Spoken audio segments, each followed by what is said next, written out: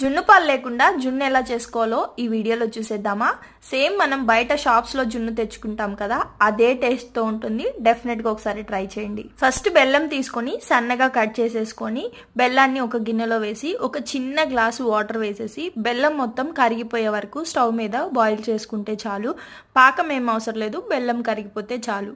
బెల్లం కరిగిపోయిన తర్వాత stove off చేసేసి ఆల్రెడీ కాచి చల్లార్చుకున్న పాలు జస్ట్ గోరువెచ్చగా ఉంటే చాలు. ఆ పాలు తీసుకొని అందులో ఈ బెల్లంని కరిగించుకున్నాం కదా, ఆ వాటర్ కూడా యాడ్ చేసేసి కొంచెం ఇలాచీ పౌడర్ వేసేసుకొని హాఫ్ కప్ వరకు పెరుగు తీసుకున్నాను.